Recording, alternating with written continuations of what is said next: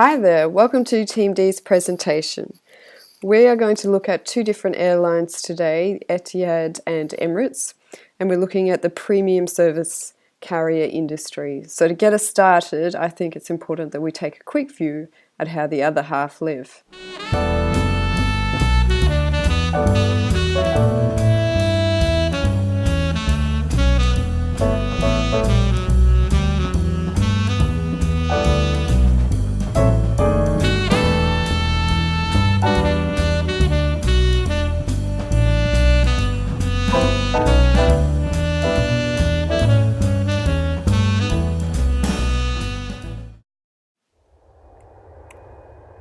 What is the state of the industry today?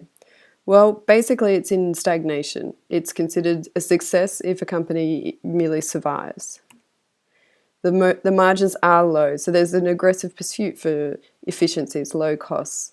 There are a lot of low-cost carriers entering the market, such as Ryanair. Governments are heavily involved, and this can have a serious impact on the competitive strategy of a company depending on which state they come from. And there are labour challenges as well, and that also depends on the country that the airline is based out of. However, it's important to note that there is soaring growth on the horizon, and this is really a result of higher living standards, and we expect to see a lot of that growth coming from the emerging economies. It is a very capital-intensive industry. There are only two main suppliers of the fleet, and of course the cost of setting up and getting permits is also quite high. In terms of competitive strategy, a really important part in order to provide a full suite of services to your clients is to partner with other companies.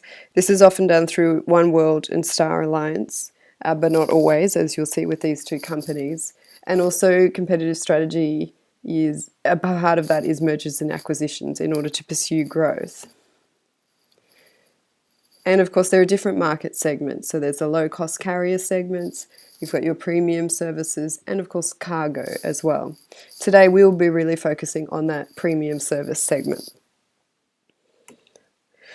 So I think it's important here to look at the competition in carrier flights. We've plotted here on the x-axis the cost of flights, and on the y-axis the frills or the quality of service. So no surprises, Ryanair and EasyJet, low cost, low frills, and not too far away are Norwegian and AirAsia. And then in the middle here, which is reasonable cost but also reasonable service, you'll find Singapore, LATAM and Virgin.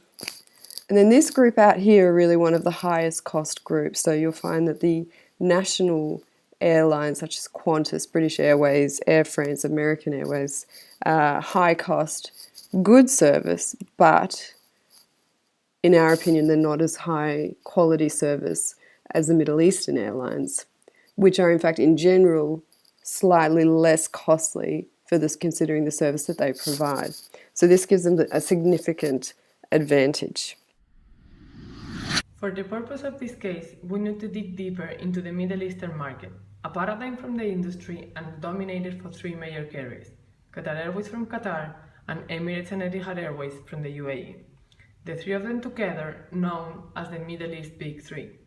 Talking about competitive advantage, this region benefits from a strategic location, almost halfway between Asia, Africa and Europe. Apart from this, both countries are based on oil-rich economies and have a federal-run system where the national companies count with the government support and even benefit from subsidies, as is the case of these airlines. On top of that, these countries have access to inexpensive blue-collar labor, which have allowed the companies to build and maintain three of the biggest and busiest hubs worldwide, helping to increase passenger capacity.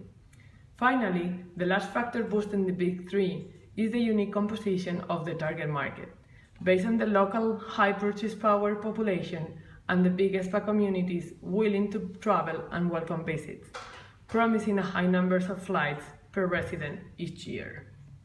Let's now analyze the competition between Emirates and Etihad. Emirates was established in 1985 by the royal family of Dubai, and it was just the beginning of a successful trajectory of growth and international expansion. Among other achievements, Emirates has helped Dubai to have an international presence as well as to accomplish its phenomenal development. 32 years later, Emirates has grown to a fleet of 230 aircraft flying in 250 destinations in more than 80 countries. The key success to Emirates expansion is based on an intense marketing efforts focusing in the highest quality customer service, a perfectly run operation, and a strong brand development supported by sport sponsorship at a regional and international level. On the other hand, Etihad was born in 2003 in Abu Dhabi, capital of the Emirates, and as the national airline of the country, with a main priority to support and collaborate the city development plan. An equity partnership model plus a 50 code-share partnership network has made possible the fastest growth trajectory in the industry, reaching 600 network destinations. Part of the Etihad success in such a mature industry and having a strong competitor right next door comes from the ability to have the youngest fleet in the industry and a strong commitment to the best customer service and the best flying experience. Culture and values. Both companies pay attention to people as their greatest assets. And this is demonstrated in the form of training programs which enhances top quartile customer service as well as staff welfare packages both in cash and in kind. Both organizations also share respect for people, which translates into good customer-employee relations. But there are also a few differences. Emirates has formally defined what its values are at the corporate level, which is commitment to employees, stakeholders, and the environment. Etihad, on the other hand, seems not to have such formal definition of culture. Now, what are the company's order winners? Both companies win orders based on courtesy, especially when compared with other airlines. However, while Emirates thrives on brand equity based on its first mover advantage in the UAE, Etihad has been able to win more customers based on its ability to create multiple customizations for customers, especially in the business and first class categories.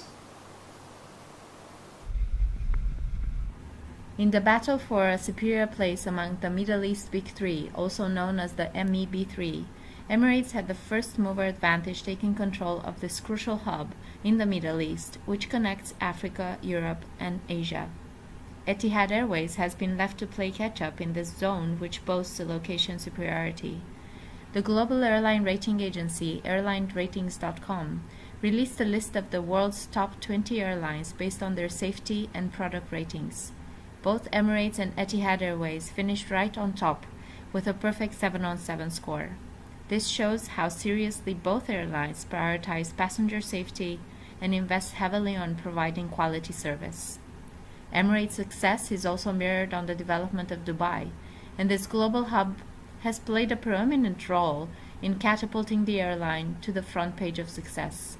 On the other hand, Abu Dhabi, which serves as the hub for Etihad Airways, despite some rising improvements, has a lot of scope for further development. Emirates owns a larger and newer fleet, especially a huge number of A380s, whereas Etihad Airways focuses more on code shares with other major airlines, and this gives them a more sustainable footing in terms of growth and profitability. In the case of the supply chain management, both companies have a similar structure. With a holistic view, there is an integration of the processes of all the actors in the supply chain management, from the suppliers through the company's value chain to the customers. This alignment allows all the departments to work together and with the suppliers to provide the best service to the customers and ensures everyone in the supply chain management has the necessary information.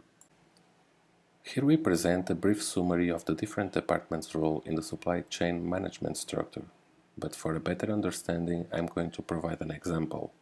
Both Emirates and Etihad developed the airplane's interior design in close partnership with their suppliers, like Boeing and Airbus.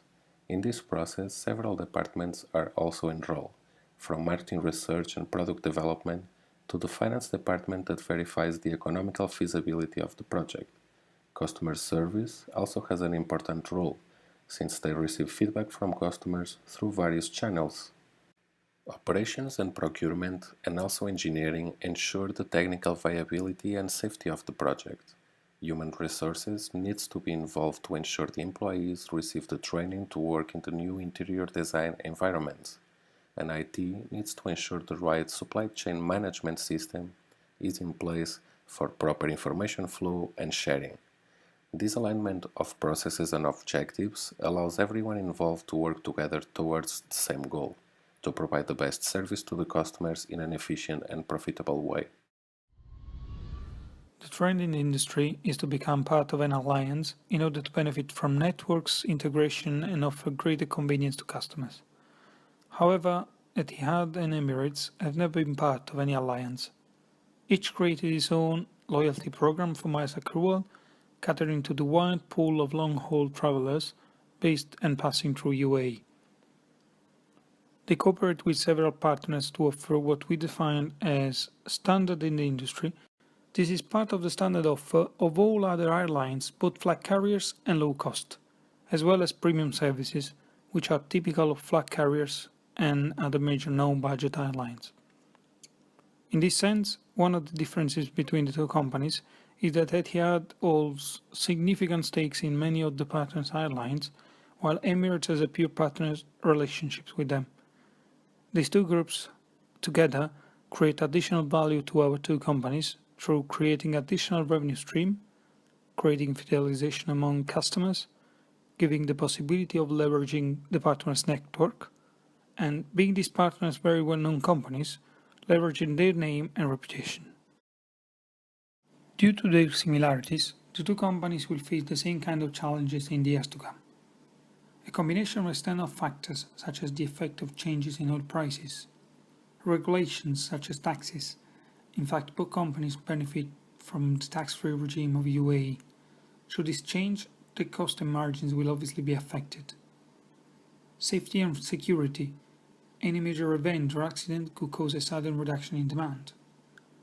Reduction of the number of expats in the country following the global financial crisis, with this impact on their customer base. The fierce competition in the industry that requires a continuous attention to cost and to continuously strive for efficiencies. The global change in air travel industry and its growth, which is mainly happening in emerging economies. Emirates and Etihad need to carefully monitor this shift and adapt their offer accordingly. And last, US airlines lobbying with the US government to put a stop, or at least to slow down, the rapid growth of the Middle Eastern airlines, arguing against the unfair competition of government subsidies.